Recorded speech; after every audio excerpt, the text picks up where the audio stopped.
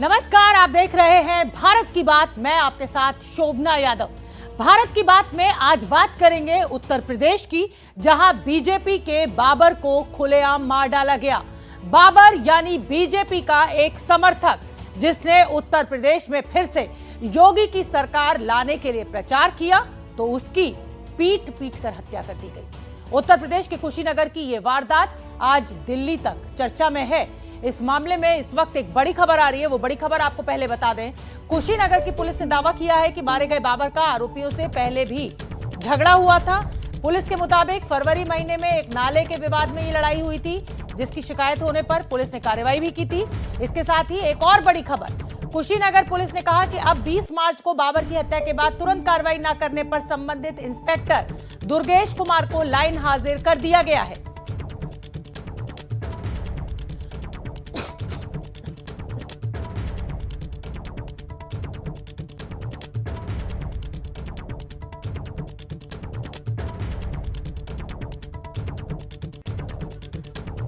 दरअसल कुशीनगर के बाबर हत्याकांड में पुलिस पर भी परिवार ने सवाल उठाए थे, जिसके बाद अब पुलिस ने सफाई दी है।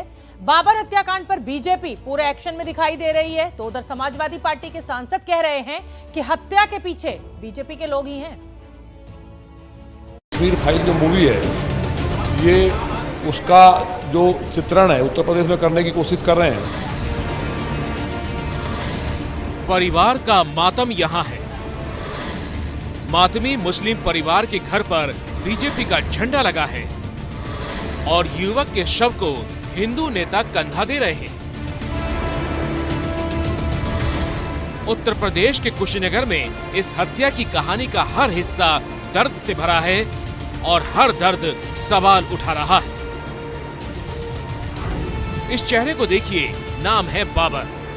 आरोप है कि बाबर ने यूपी में सीएम योगी आदित्यनाथ की जीत के लिए प्रचार किया और जब जीत के जश्न में मिठाई बांटी तो मिली मौत। अब कुशीनगर के कटगरही गांव में जो बाबर हैं, उनका ये घर है। पूरी कहानी आपको बताए। देखिए, ये बाबर का परिवार, बीजेपी का ये झंडा, जो इस राजनीतिक रंजिश का कारण ये झंडा बना है। बाबर ने चुनाव परिणाम का उत्सव मनाया, मिठाइयाँ बांटी, पटाखे दागे, तो उसके विरोध में बाबर के ऊपर हमला किया, खूब मारा पीटा और मारपीट के बाद जब अधमरी स्थिति हो गई तो छत से फेंककर छोड़कर चले गए। बाबर की हत्या भी बर्बर तरीके से की गई। दौड़ा दौड़ा कर मारा गया, पत्थर से चोट की गई और तब भी दम नहीं टूटा तो छत से नीचे फेंक दिया।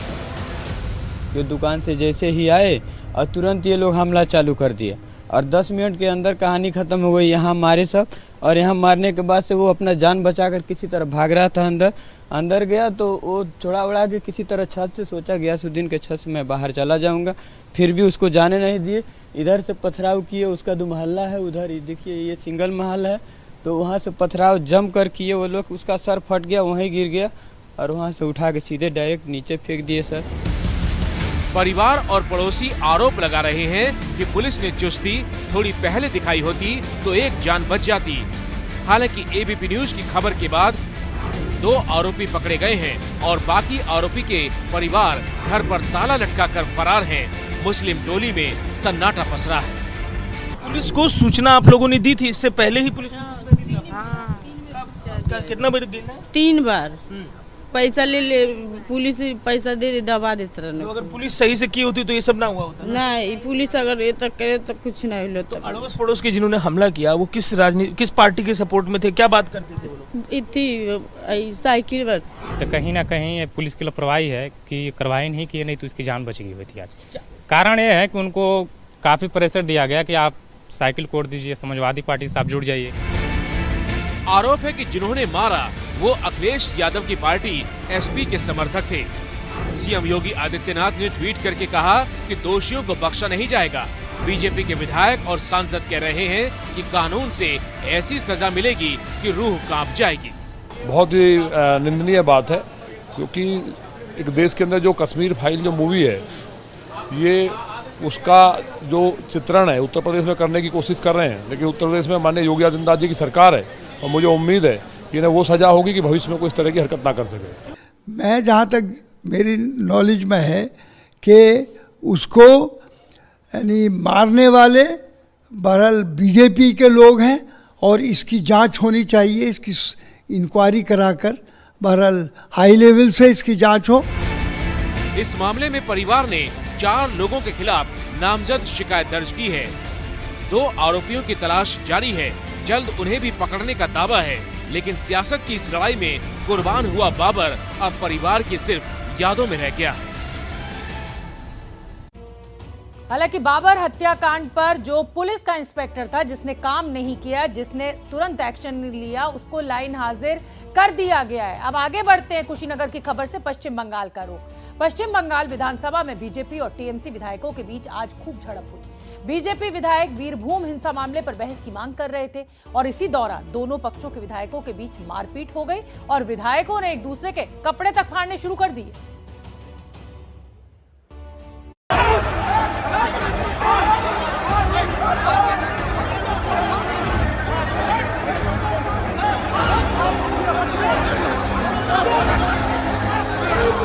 हाथापाई और मारपीट की ये तस्वीरें पश्चिम बंगाल विधानसभा की हैं,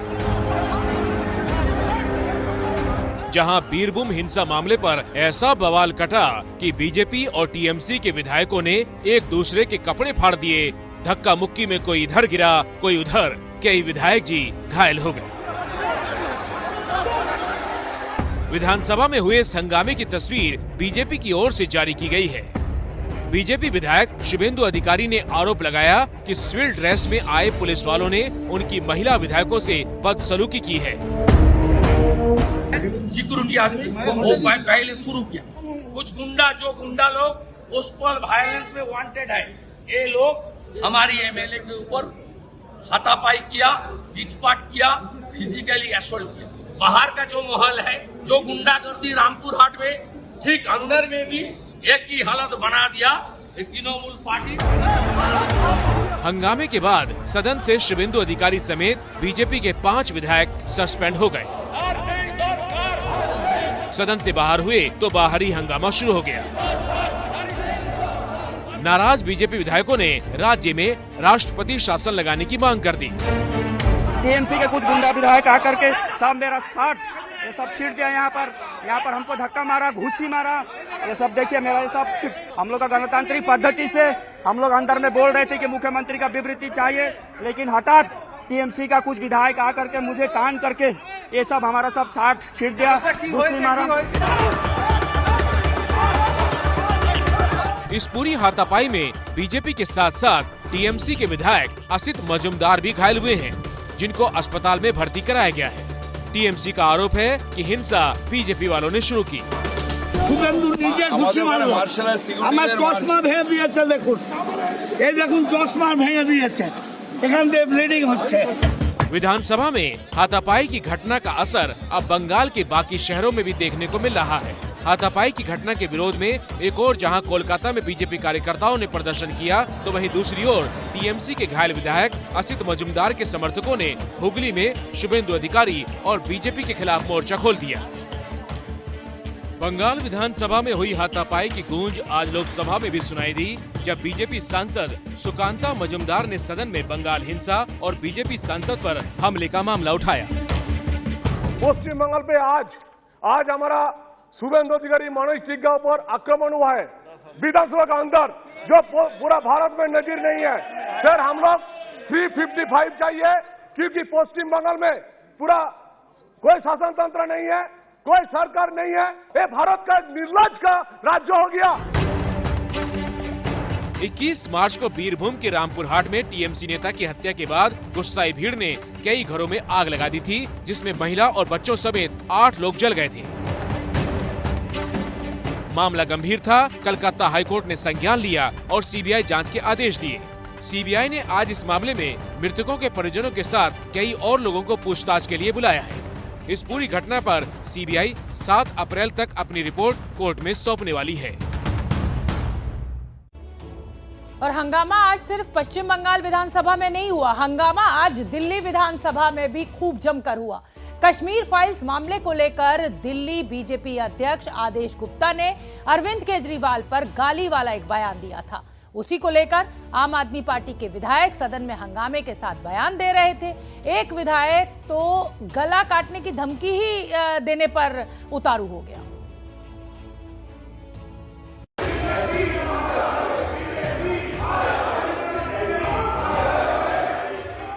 देश की राजधानी दिल्ली की विधानसभा की ये तस्वीरें हैं। मैं तीनों सदस्य जो बेंच पे खड़े हैं उनको आज के लिए हाउस से बाहर करता हूं।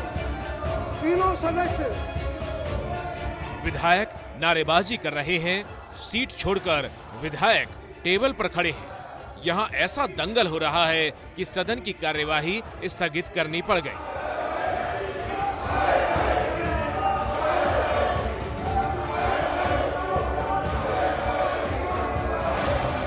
मिनट के लिए हाउस स्थगित किया जाता है। जब 10 लाख होंगे तो एक अरविंद केजरीवाल पैदा हुआ। दिल्ली विधानसभा में ये पूरा हंगामा बीजेपी प्रदेश अध्यक्ष आदेश गुप्ता के इस बयान से शुरू हुआ, जिसमें उन्होंने केजरीवाल पर बोलते हुए एक आपत्तिजनक शब्द कह दिया। केजरीवाल के कश्मीर और हिंदू विरोधी चेहरे के अलावा और कुछ नहीं बोलूंगा। अभी जब उन्होंने बयान विधानसभा में जिस तरह रावण की हंसी मजाक किया था रावण की तरह, तो एक मेरे पार्टी के मित्र ने ट्वीट किया कि जब 10 लाख अरे होंगे तो एक अरविंद केजरीवाल पैदा हुआ। आपत्तिजनक शब्द को हमने बीप किया। इस बीप वाले शब्द पर दिल्ली विधानसभा में आज आप विधायकों ने आदेश गुप्ता से माफी की मांग की थी, लेकिन देखिए कैसे सदन में आदेश गुप्ता का गला काटने की धमकी आप विधायक मोइंद्र गोयल ने दे दी। आपके माध्यम से मैं चाहूंगा नेता विपक्ष खड़े होके माफी मांगे। आदेश गुप्ता जी, मेरा सिर्फ इतना ही कहना था ताकि भविष्य के अंदर इस प्रकार की घटना न घटे। ये तो हम लोग शरीफ आदमी है अध्यक्ष जी, हमारे वॉलंटियर बहुत शरीफ है, वरना तो गर्दन उतारने का काम कर लेते हैं इस प्रकार की भाषा के ऊपर। ये राजनीति करने आए थे पिक्चरों के। दरअसल ये पूरा विवाद 24 मार्च गुरुवार से शुरू हुआ, जब केजरीवाल ने कश्मीर फाइल्स फिल्म के बहाने मोदी सरकार पर इस तरह निशाना साधा था।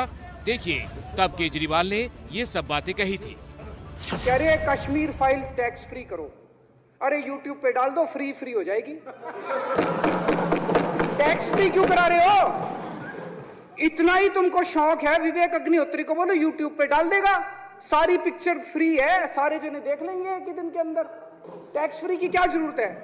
पूरी सारी भारतीय जनता पार्टी देश में एक पिक्चर के पोस्टर लगा रही है, इसलिए राजनीति करने आए थे। पिक्चरों के पोस्टर, अपने बच्चों को क्या जवाब दोगे? घर जाके बच्चे पूछेंगे पापा क्या काम करते हो? पिक्चरों के पोस्टर लगाता हूँ। कश्मीर फाइल्स पर केजरीवाल के इसी बयान को बीजेपी मुद्दा बना रही थी और इस चक्कर में बीजेपी प्रदेश अध्यक्ष आदेश गुप्ता का ये विवादित बयान आया। जब 10 लाख होंगे तो एक अरविंद केजरीवाल पैदा हुआ। और अब दिल्ली विधानसभा से लेकर सड़क तक इस मामले पर संग्राम मचा है।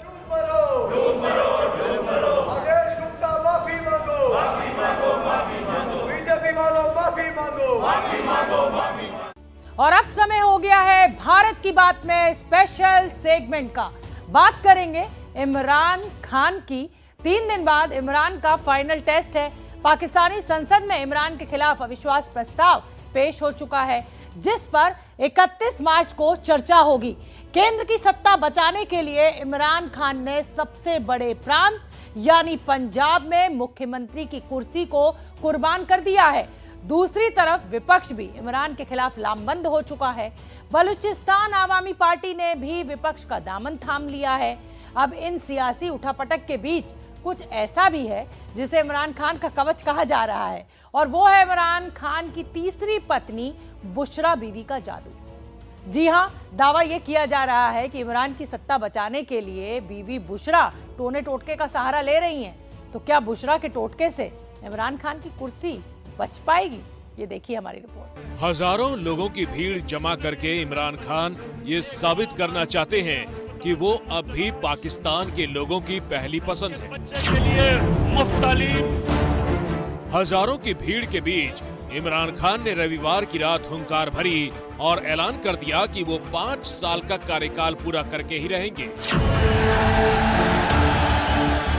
लेकिन इमरान खान के इस दावे में दम कम दिखता है, क्योंकि सत्ता में बने रहने के लिए बहुमत का जो आंकड़ा चाहिए वो इस वक्त इमरान खान के पाले में नहीं दिख रहा। जब आंकड़ा पक्ष में नहीं दिख रहा तो फिर इमरान बहुमत की बाजी कैसे मारेंगे? क्या वाकई में इमरान के पास कोई जादू का जुगाड़ है कि इतने विरोध के बाद भी वो डंके की चोट पर सत्ता में बने रहने की बात कह रहे हैं? नंबर के जादू का तो पता नहीं, लेकिन पाकिस्तानी मीडिया में एक दूसरे जादू की चर्चा खूब हो रही है। इमरान खान के विरोधी और पूर्व पीएम नवाज शरीफ के भाई शाहबाज शरीफ कह रहे हैं कि पति की कुर्सी बचाने के लिए इमरान खान की पत्नी बुशरा बीबी घर में मुर्गों को जिंदा जलाकर टोना टोटका करवा रही हैं। शाहबाज का दावा सही है या गलत, इसका फैसला करने से पहले शाहबाज शरीफ का पाकिस्तानी चैनल को दिया ये बयान देख लीजिए। लोगों को आज दाल नहीं मिलती खाने के लिए, लेकिन मौजूदा सियासी माहौल में बुशरा बीबी पर पति की कुर्सी बचाने के लिए सिर्फ टोने टोटके के आरोप नहीं लग रहे। पाकिस्तान का विपक्ष तो बुशरा पर दोस्तों के जरिए करप्शन में शामिल होने के संगीन आरोप भी लगा रहा है। मरियम नवाज ने पार्टी कार्यकर्ताओं की बैठक में आरोप लगाया है कि बुशरा बीबी की दोस्त तबादलों के लिए पैसे वसूलती है।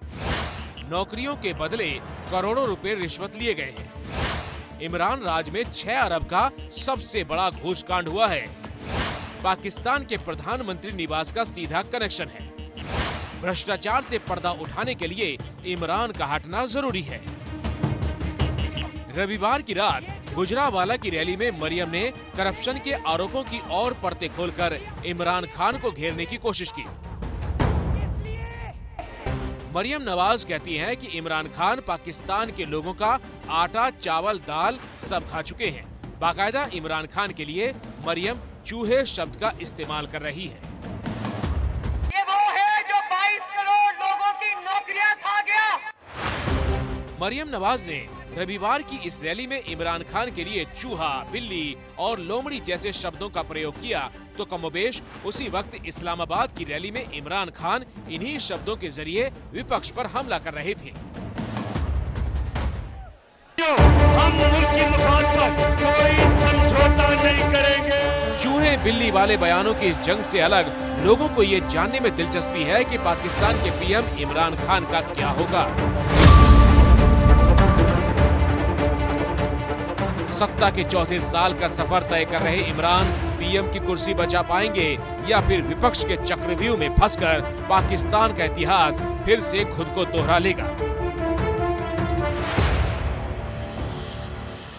पाकिस्तान में कोई भी पीएम 5 साल का कार्यकाल पूरा नहीं कर पाया। 18 अगस्त 2018 को इमरान पाकिस्तान के प्रधानमंत्री बने थे। इमरान खान साल 2018 में नया पाकिस्तान के नारे के साथ सत्ता में आए थे, लेकिन बीते 43 महीनों में इमरान खान जनता की उम्मीदों पर खरे नहीं उतर पाए। एक तो सेना और आतंक के हाथों की कठपुतली बने रहे, दूसरा महंगाई के मोर्चे पर पाकिस्तान के लोगों का जीना मुहाल कर दिया। भूखे फाके करते हैं और क्या होगा। 2018 में पीएम बनते वक्त पाकिस्तान पर कर्ज था 2,66,000 करोड़ का, जो अब 6,47,000 करोड़ का हो चुका है। 2018 में चीन से लिया कर्ज 86,000 करोड़ का था, जो अब 1,37,000 करोड़ का हो चुका है। 2018 में $1 की कीमत पाकिस्तान में 123 रुपए थी, जो अब 177 तक पहुंची है। 1 करोड़ नौकरी देने का वादा किया था, लेकिन सिर्फ 50,000 ही नौकरी दे पाए।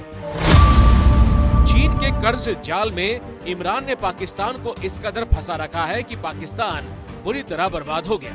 पाकिस्तान को अपनी जमीन चीन के हाथों गिरवी रखनी पड़ रही है। वैसे तो पाकिस्तान में सेना, कट्टरपंथी और ISI का भी राज होता है, लेकिन पाकिस्तान में इमरान ऐसे प्रधानमंत्री बने जिनका भारत के साथ रिश्ता बतौर पीएम कभी बेहतर हो ही नहीं पाया। भारत विरोध की बुनियाद पर इमरान पाकिस्तान में राज करने की मंशा रखते हैं।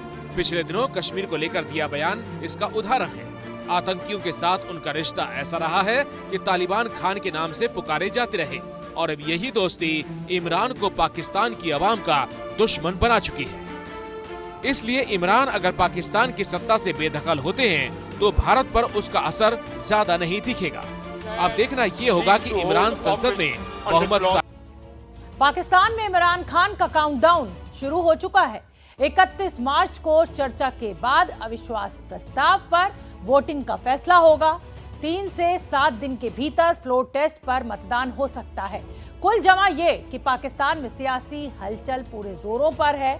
हम आप तक हर खबर का अपडेट पहुंचाते रहेंगे, लेकिन भारत की बात में आज मेरे साथ इतना ही। मुझे दीजिए इजाजत।